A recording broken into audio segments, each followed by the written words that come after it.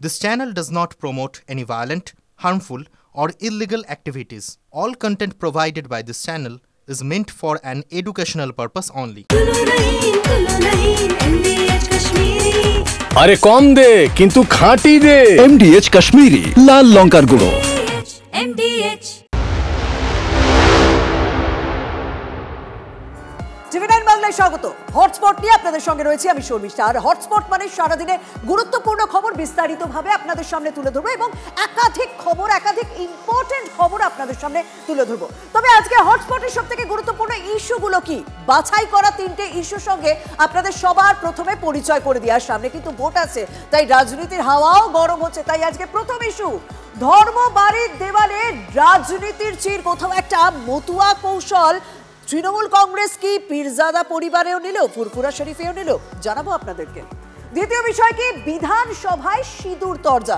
এটা তো হওয়ারই কথা ছিল, কিন্তু আজকে শাসক বিরোধী তরজায় ঠিক কোন কোন বিষয়গুলো উঠে এলো জানাবো আপনাদেরকে।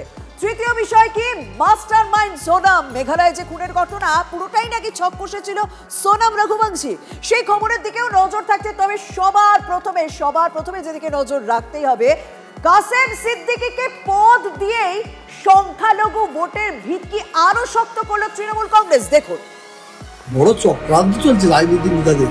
এই ফুরফুরা শরীফকে নিয়ে একটা বড় মা মতুয়াদের মতো করা, ও হতো দেব না।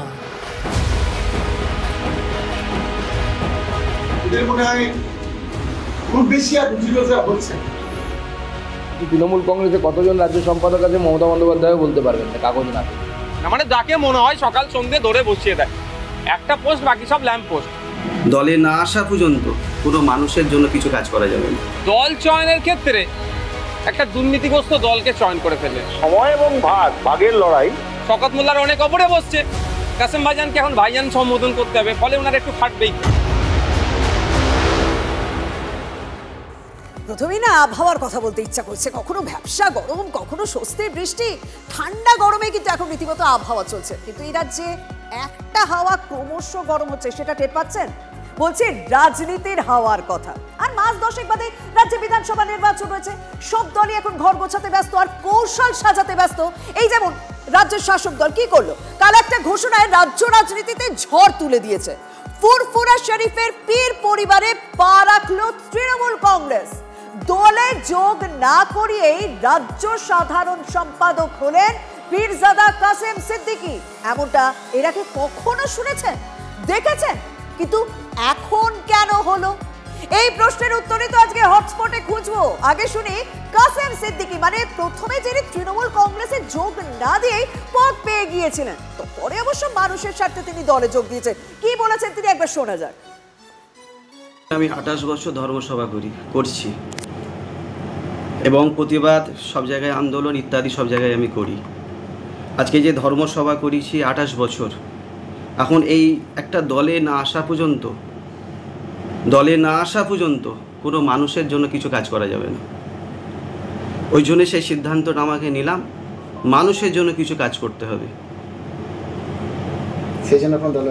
সেই জন্য আমি দলে এসেছি। ফুরফুরা শরীফ উন্নয়ন যে পরিষদ আছে, যে কাজগুলো আমরা প্রতিবাদ করেছি, ঠিক মতো কাজ হয়নি।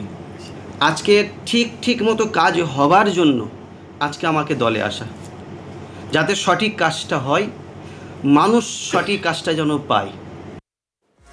একটা বিষয় ভীষণ কমন, জানেন, যারা যে কোনো রাজনৈতিক দলে কেউ যোগ দিলে তারা একটা কমন কথা বলেন যে মানুষের কাজ করার জন্য, মানুষের স্বার্থে রাজনীতিতে যোগ দিয়েছে। কিন্তু এক্ষেত্রে মূল বিষয়টা হলো সংখ্যালঘু ভোট।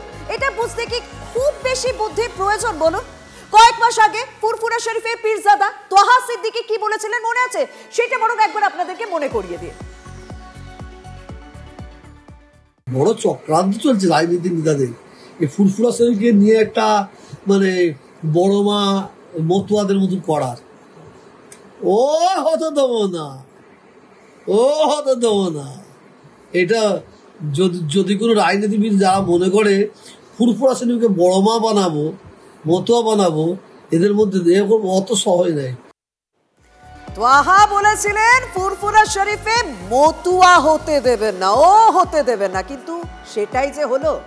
কেন হলো, আর কাসেম সিদ্দিকীই বা কেন, তার জন্য কিন্তু আমাদেরকে একটু পিছিয়ে যেতে হবে। এই কয়েক মাস আগে ফুরফুরা শরীফের ইফতারের দিনের ছবিটা মনে পড়ছে? মানে মুখ্যমন্ত্রী ফুরফুরা শরীফ যাচ্ছেন সেটা জানেন তোহা সিদ্দিকী, কিন্তু খুব একটা উৎসাহ দেখালেন না, বরং তুলেছিলেন রাজনীতির অভিযোগ। সেদিন কি অভিযোগ করেছিলেন শুনুন। এই দলের কিছু এমএলএ, এমপি, সভাপতি, এই দলের কিছু আছে, দিনের বেলা এদের ভূমিকা হচ্ছে তৃণমূলের, রাত্রিবেলা কিন্তু এদের ভূমিকা হচ্ছে বিজেপির। মমতা ব্যানার্জি রাজনীতি করছে না, নিচু লেভেলের লোক তারা করছে। এবার একটুখানি অনুষ্ঠানের ছবিটা তো দেখতেই হবে। আমার পাশে ছবিটা দেখতেও পাচ্ছেন আপনারা, যে তোহার বদলে কিভাবে কাসেম সিদ্দিকীকে মুখ্যমন্ত্রীর পাশে দেখা গেল সেদিন অনুষ্ঠানে। একেবারে মুখ্যমন্ত্রী ছায়া সঙ্গী হয়ে ঘুরছেন একেবারে কাসেম সিদ্দিকী। তোহা কিছুক্ষণ ছিলেন অবশ্য, তারপর তিনি বেরিয়েও গেলেন। আর সেদিন থেকেই প্রশ্ন উঠতে শুরু করে দিয়েছিল জানেন, যে ফুরফুরা শরীফেও কি তৃণমূলের মতুয়া বাড়ির কৌশল? পরিবারের দেওয়ালে কি তাহলে রাজনীতির চির ধরলো? তাহলে তার বক্তব্যই শুনি এবার, যিনি 2021-এর বিধানসভার আগে থেকেই সরাসরি রাজনীতিতে এসেছিলেন, তাও আবার এই পীর পরিবার থেকেই। শুনুন। আমার পরিবারে অন্যান্য আরো যারা পীর সাহেব পীরজাদারা আছেন তারা আসছেন, এটাতে আমি স্বাগত জানাচ্ছি। তবে ব্যাপারটা হচ্ছে দল চয়নের ক্ষেত্রে একটা দুর্নীতিগ্রস্ত দলকে চয়ন করে ফেললেন, ফলে এটা নিয়ে অনেক সমালোচনা হচ্ছে, আলোচনা হচ্ছে, এটা নিয়ে অনেক চর্চাও হচ্ছে। এতটুকু বলবো যে যে দলটাতে উনি নাম লিখালেন সেটা একটা দুর্নীতিগ্রস্ত দল।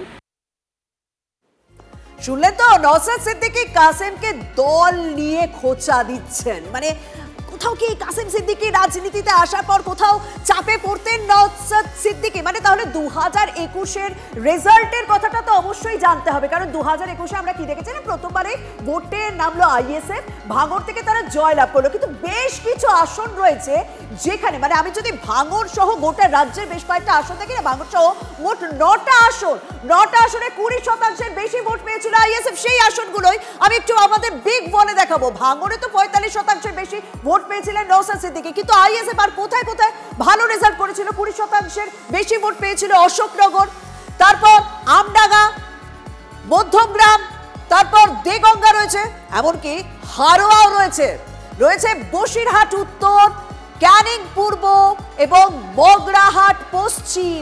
এই 8টা এবং ভাঙড় সহ 9টা আসনে যথেষ্ট ভালো ফল করেছিল নওশাদ সিদ্দিকীর আইএসএফ। এই আসনগুলোর পাশাপাশি যদি 2024-এর লোকসভায় এই সাফল্য কি আইএসএফ ধরে রাখতে পেরেছিল, তাহলে বলতে হবে না, ধরে রাখতে পারেনি। 2021-এ বিধানসভায় যে ভাঙড়ে আইএসএফ জিতেছিল, শুধু ভাঙড়ের অঙ্কটাই আপনাদেরকে দেখাচ্ছি। ভাঙড়ের অঙ্কটা দেখছেন যে ভাঙড়ে প্রায় 41,000 ভোটে তৃণমূলের থেকে পিছিয়ে ছিল আইএসএফ, অর্থাৎ আইএসএফ এর যে কনফিডেন্সের জায়গাটা ছিল সেটা তৃণমূল এসে কোথাও টনিয়ে দিয়েছিল। ভাঙড় থেকে তৃণমূল যেখানে পেলেন 1,16,000-এর মতো ভোট, সেখানে আইএসএফ এর ঝুলিতে 75,000 ভোট গিয়েছিল। তাহলে নওশাদের জমি কি আলগা হয়েছে? তার উপর আবার কাসেমের চাপটাও চলে এলো। এমন অবস্থায় নওশাদ তো রাজনীতিতে আগে এসেছে না, সে তো স্বাভাবিকভাবে রাজনৈতিক তাসটা আগে ফেলবে। নওশাদ ঝুলি থেকে শওকত তাস ফেললেন, আর যেই বলা অমনি একটা বক্তব্য সামনে চলে এলো। গতকালই দলীয় এক সভায় কাসেম নিয়ে বেফাঁস মন্তব্য করলেন শওকত, যেদিন কাসেম সিদ্দিকীকে তৃণমূল কংগ্রেস রাজ্য সাধারণ সম্পাদক ঘোষণা করলো। শওকত কি বলেছেন শুনুন। আজকে দেখলেন না, এদের মনে হয় খুব বেশি আর রুচিরোজা হচ্ছে। কাসেম সিদ্দিকী কখন কি বলে, শওকত মোল্লা সাহেবের এখন অস্থিরতা বাড়বে, কারণ যে কাসেম ভাই সাহেবের সম্পর্কে, ভাইজান সম্পর্কে শওকত মোল্লা এতদিন আক্রমণ করেছে, বাই ডিফল্ট ডেজিগনেশন অনুযায়ী কাসেম ভাইজান শওকত মোল্লার অনেক ওপরে বসছে।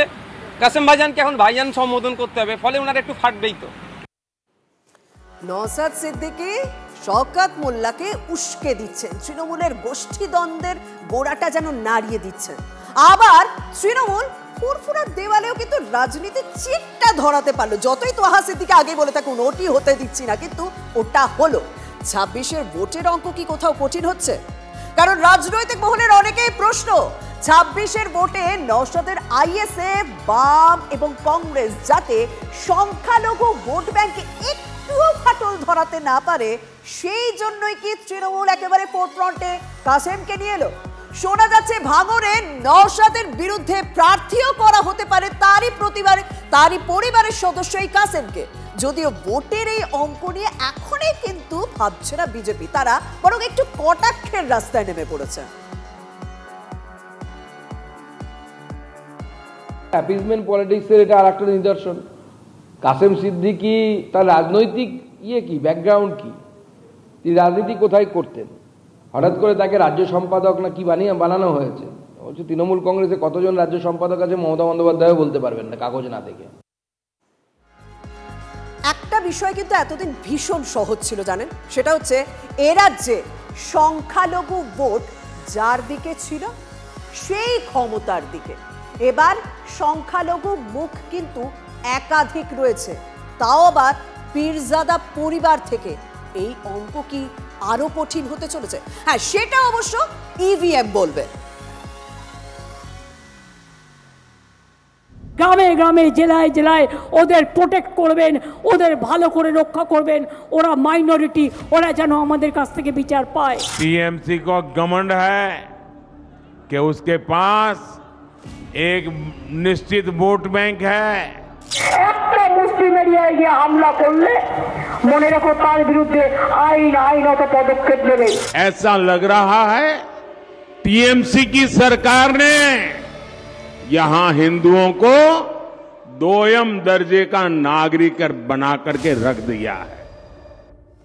তবে ভোটের অঙ্ক কি মাত্র একটা আছে, মানে সংখ্যালঘু অঙ্ক রয়েছে নাকি মহিলা ভোট ব্যাংক কত রয়েছে সেটা নিয়েও যে এখন লড়াই তুঙ্গে। শাখা, সিঁদুর, নারীদের সম্মান সবকিছু নিয়ে এখন তুমুল চর্চা। এই আজ বিধানসভাতে সিঁদুর নিয়ে তর্ক বিতর্ক চলল। সেনাবাহিনীকে ধন্যবাদ জানিয়ে বিধানসভায় প্রস্তাব দেন স্পিকার বিমান বন্দ্যোপাধ্যায়। প্রস্তাবে অপারেশন সিঁদুরের নাম নেই কেন প্রশ্ন তুললেন বিরোধী দলনেতা।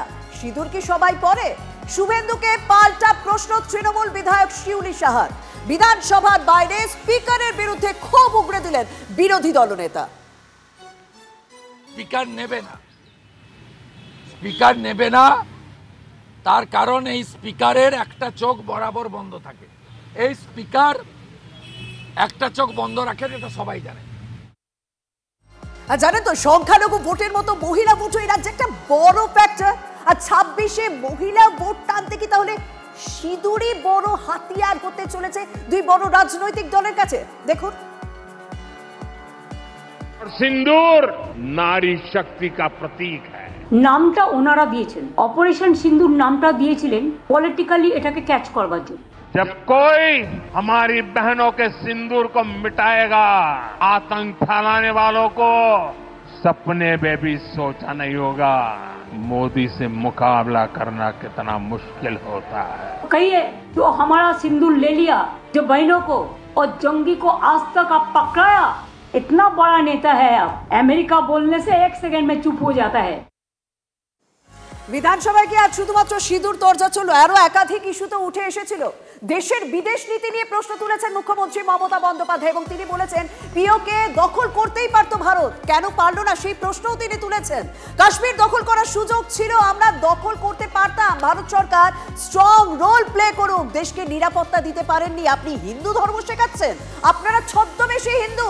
বিরোধী দলনেতাকে ঠিক এভাবে বিধানসভায় দাঁড়িয়ে নিশানা করলেন মুখ্যমন্ত্রী মমতা বন্দ্যোপাধ্যায়। এই খবরে পরে আমাদের একটা বড় খবরের দিকে নজর রাখতে হবে। কলকাতায় পুলিশের উপর হামলার তদন্তে চাঞ্চল্যকর তথ্য পাওয়া যাচ্ছে। পুলিশের উপর হামলার ঘটনায় মূল অভিযুক্ত সুলতান বাংলাদেশি, তার আসল নাম মোহাম্মদ সুলতান শেখ। আপনাদেরকে আরো একবার জানিয়ে রাখি, কলকাতায় পুলিশের উপর হামলার তদন্তে চাঞ্চল্যকর তথ্য পাওয়া যাচ্ছে। এই ঘটনা তদন্ত চলছে বেশ কয়েকদিন। মূল অভিযুক্ত সুলতান বাংলাদেশি। বিস্তারিত জানাবেন আমার সহকর্মী সুশোভন সঙ্গে রয়েছেন। সুশোভন, কি আপডেট রয়েছে? দেখো, মোহাম্মদ সুলতান শেখ সে পুলিশকে আক্রমণ করেছিল, সে গ্রেফতার হয়েছিল, কিন্তু পুলিশ যেহেতু তার থেকে প্রয়োজনীয় নথি চেয়েছিল সেই নথি সে দিচ্ছিল না। পরবর্তীকালে পুলিশের সন্দেহ হয় এবং তারপর সে দীর্ঘ জেরায় স্বীকার করে যে সে বাংলাদেশি এবং সে একেবারে বাংলাদেশ থেকে শিয়ালদা এসে তারপর জগন্নাথ ঘাট অর্থাৎ একবারে হাওড়া লাগোয়া সেখানে সে থাকা শুরু করে। স্বাভাবিকভাবেই সে প্রয়োজনীয় নথি দিতে পারেনি এবং ইতিমধ্যে কিন্তু ফরেন একটা কেস করেছে নর্থপোর্ট থানার পুলিশ এবং ইতিমধ্যে তদন্ত। একদম, অনেক ধন্যবাদ।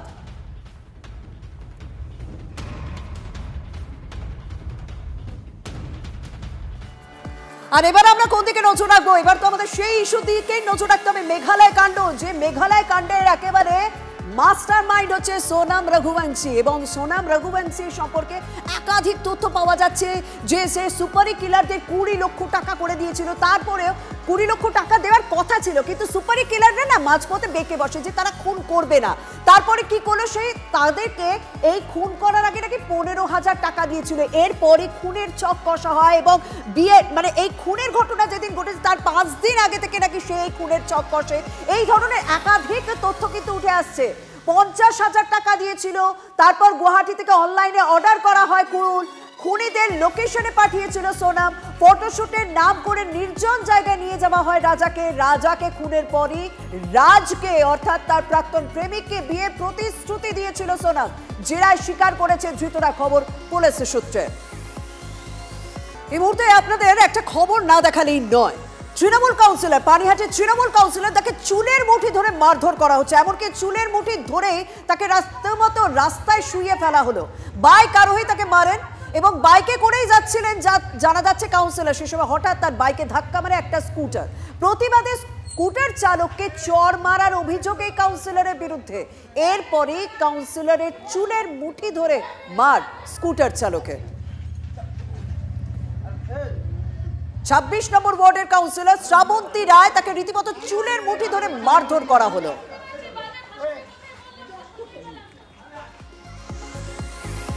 হটস্পট আজ এখানে শেষ করছি। আরো গুরুত্বপূর্ণ খবরের জন্য নজর রাখুন TV9 বাংলায়, সঙ্গে থাকুন।